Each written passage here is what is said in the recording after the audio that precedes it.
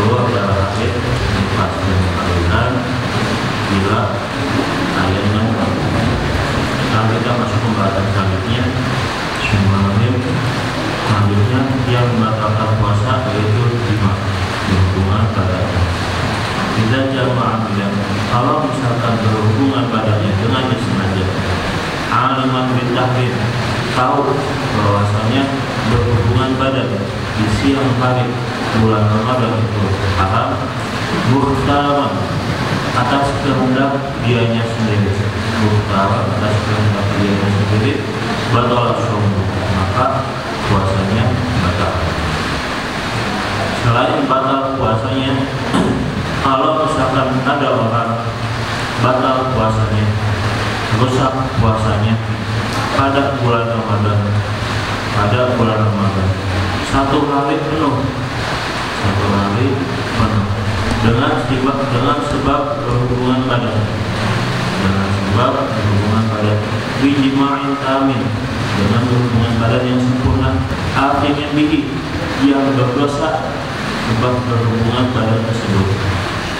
Jelas berhubungan badannya suami dengan istri yang sah, tapi karena di bulan Ramadan, di siang hari bulan Ramadan, maka menjadi dosa. Di suami karena itu bulan Ramadan, karena puasa Ramadan, maka selain wajib qada puasa, selain batal puasanya, dia juga berdosa. Kenapa berdosa? Karena merusak kehormatan bulan Ramadan. Selain wajib qada, selain mendapatkan dosa, dia juga wajib imsak. Maksudnya imsak apa? menahan diri sampai berbuka puasa. Jadi puasanya batal, dapat dosa, dan dia juga tetap berkewajiban menahan makan dan minum dan lain-lain yang membatalkan puasa sampai terbenamnya matahari, sampai masuk waktu maghrib. Terus selain wajib qada mendapat dosa dan wajib imsak, dia juga takzir, dia kena hukuman jika dia tidak bertobat. Dia juga kena hukuman takzir jika dia tidak bertobat. Selain itu, dia juga kena wajib kafaratul uzma. Kafaratul uzma ini tadi sebabnya karena berhubungan badan yang sempurna di bulan Ramadan pada siang hari. Dia wajib membayar kafaratul uzma. Apa itu kafaratul uzma? Kafaratul uzma ini salah satu dari 3 perkara dan harus berurutan.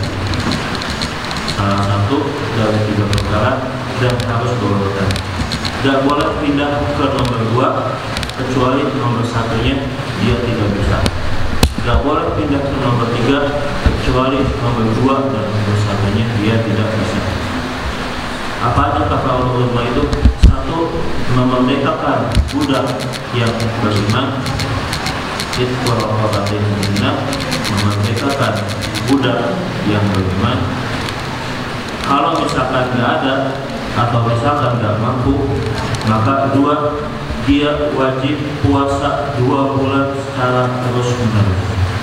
Dia wajib puasa 2 bulan secara terus-menerus. Kalau misalkan putus di tengah jalan, maka wajib mengulang lagi dari awal. Harus 2 bulan secara terus-menerus. Makanya disebutnya kafaratul uzma, kafarah yang besar. Kalau misalkan nggak mampu juga, maka it'amu sittina miskinan likulli miskinin muddun, memberikan makan 60 orang miskin, memberikan 60 orang miskin yang masing-masing orang miskinnya mendapatkan 1 mud.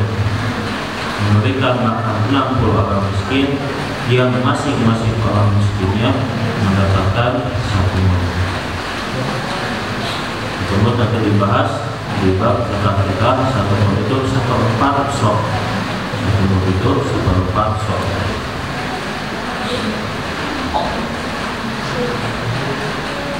Dan wajib kafaratul ijma ini bagi laki-laki. Bagi laki-laki. Kenapa gak wajib bagi perempuan? Karena perempuan ketika masuk ke hubungan badan sudah batal puasanya. Tetap wajib qada. Tapi laki-laki ditambah dengan wajib kafaratul ijma, wajib membayar kafarah, memerdekakan budak yang beriman, puasa bulan Ramadan, puasa 2 bulan secara terus-menerus. Jika tidak mampu, memberikan 60 orang miskin dan masing-masing orang miskinnya 1. Terus selanjutnya yang membatalkan puasa adalah usul ainin min manfadin maftuhin ila jauh. Masuknya ain, masuknya benda, masuknya sesuatu dari lubang yang terbuka, dari lubang yang terbuka ila jauhi, masuk ke dalam tubuh, ila jauhi, masuk ke dalam tubuh. Masuknya sesuatu, masuknya benda. Kalau misalkan masuk angin, batal apa enggak puasanya? Enggak batal. Kalian naik motor nih, siap-siap Ramadan, terus mulutnya dibuka, masuk angin segimanapun, enggak membatalkan puasa. Tidak ada sakit, masuk angin, tapi tidak membatalkan puasa. Begitu juga jika yang masuk itu adalah hanya rasa atau baunya saja. Ibu lagi masak nih di rumah, diciumin aja harumnya, maka tidak membatalkan puasa selama tidak ada air, selama tidak ada sesuatu, selama tidak ada benda yang masuk. Terus masuknya melalui lubang yang terbuka, masuknya melalui lubang yang terbuka. Kalau misalkan melalui pori-pori, itu tidak membatalkan puasa, karena pori-pori itu bukan termasuk lubang yang terbuka. Lubang terbuka menurut mazhab Syafi'i, lubang terbuka menurut mazhab Syafi'i itu telinga, hidung, mulut, kubul dan dubur. Telinga, hidung, mulut, kubul dan dubur. Makanya kalau mandi, walaupun tidak masuk lewat mulut, tapi misalkan masuk lewat telinga atau lewat hidung atau lewat kubul dan dubur, maka puasanya batal. Jadi tidak hanya selalu lewat mulut, tapi dari 5 lubang yang terbuka tersebut. Bagaimana dengan mata? Mata sama telinga ini ada khilaf. Ada yang mengatakan mata sama telinga ini bukan termasuk lubang yang terbuka. Makanya memakai celak di siang hari di bulan Ramadan ini ada yang bilang batal, ada juga yang bilang tidak batal. Ikhtiarnya gimana hati-hatinya? Menggunakannya pada malam hari ketika boleh berbuka puasa. Begitu pula dengan telinga. Telinga menurut mazhab Syafi'i termasuk lubang yang terbuka. Tapi ada juga yang bilang tidak terbuka, di antaranya Imam Ghazali. Dan juga kedokteran mengatakan, ilmu kedokteran mengatakan bahwasanya lubang telinga ini tidak termasuk lubang yang terbuka yang sampai kepada dalam, tidak sampai ke dalam tubuh. Tapi buat ikhtiar, jangan ada sesuatu yang masuk ke telinga pada siang hari. Siang hari ini telinganya gatal, terus korek-korek pakai korek kuping. Ada yang bilang batal, ada yang bilang tidak batal. Maka ikhtiarnya, hati-hatinya, kalau mau korek kuping pada malam hari, jangan pada siang hari. Terus hidung juga sama. Hidung itu ada batas luar, ada batas dalam. Kalau misalkan masih batas luar itu tidak melewati fasyum. Fasyum itu apa sih? Kita belajar di mafhum dulu. Fasyum itu keluarnya non bertasydid atau min bertasydid, itu ketika keluar suara gunnah. Kalau misalkan melewati batas fasyum, maka jelas batal puasanya. Tapi kalau misalkan cuma depan hidung aja, maka puasanya tidak batal. Sama ikhtiarnya, kalau tidak perlu, ya jangan siang hari, tapi ketika malam hari. Mulut juga sama, nanti ada batasannya kita bahas di pertemuan selanjutnya. Ada batas zahir, ada batas batin. Sekarang yang kita pengen bahas itu masalah yang sekarang terjadi. Gimana sih hukumnya kalau misalkan donor darah pada siang hari? Donor darah pada siang hari. Donor darah itu mengambil darah pada siang hari. Batal apakah puasanya? Ini disamakan, dikiaskan dengan bekam. Bekam, boleh dibahas hukumnya makruh.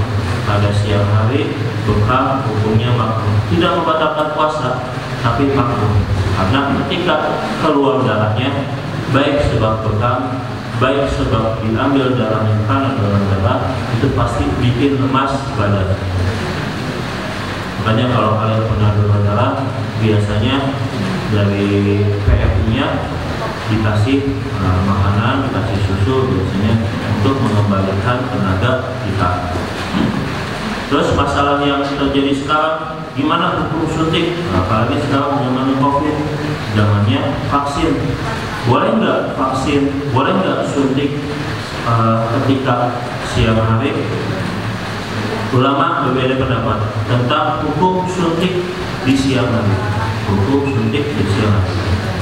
Maksud disuntik ini memasukkan obat ke dalam tubuh. Kalau mengambil darah namanya donor darah. Hukum suntik ada 3 pendapat. Yang pertama, boleh karena darurat. Boleh karena darurat. Boleh karena darurat. Tapi semuanya berbeda pendapat. Apakah puasanya batal atau tidak? Boleh kalau darurat, tapi berbeda pendapat apakah puasanya batal atau tidak. Yang pertama mengatakan batal. Batal puasanya kalau disuntik siang hari. Alasannya kenapa? Karena masuk ke dalam jauh. Karena masuk ke dalam tubuh. Pendapat yang kedua, tidak batal puasanya. Pendapat yang pertama batal. Pendapat yang kedua, tidak batal. Kenapa tidak batal? Karena masuk ke dalam tubuhnya tidak melalui lubang yang terbuka. Karena masuk ke dalam tubuhnya tidak melalui lubang yang terbuka.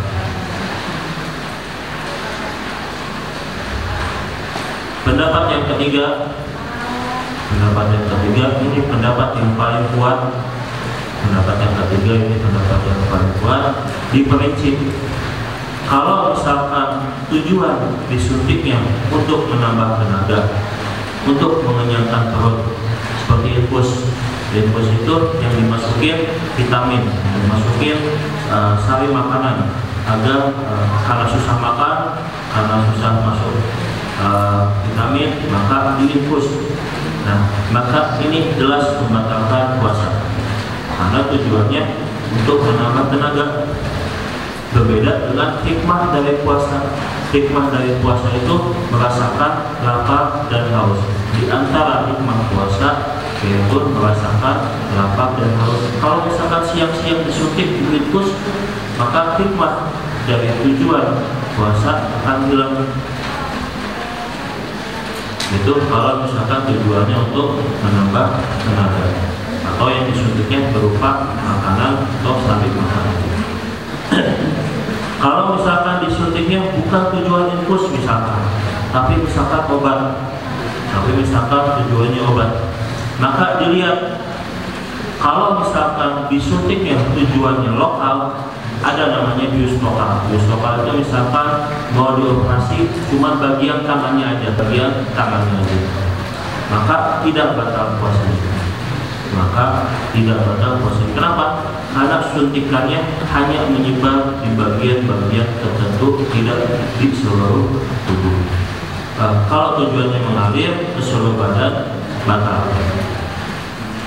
Berarti kalau tujuannya bukan untuk menambah tenaga, misalkan kasih obat, kalau misalkan tujuannya untuk ke seluruh badan, maka puasanya batal. Kalau hanya untuk bagian tertentu saja, maka puasanya tidak batal. Nah, kemarin tuh MUI Majelis Ulama Indonesia sudah mengeluarkan fatwa bahwasanya vaksin di siang hari itu tidak mengatakan puasa, Tapi ikhtiar, hati-hati, karena ulama berbeda pendapat tentang hukum disuntik pada siang hari. Maka ikhtiarnya, hati-hatinya, kalau bisa, MUI sendiri menganjurkan kalau misalkan bisa disuntiknya malam hari, maka malam hari. Tapi seandainya tidak bisa, misalkan harus siang hari, maka puasanya tidak batal. Tapi ikhtiarnya puasanya dipotong. Kenapa ikhtiar? Karena keluar dari khilaf. Karena ada ulama yang bilang batal, ada ulama yang bilang tidak batal. Wallahu a'lam bishawab. Assalamualaikum warahmatullahi wabarakatuh.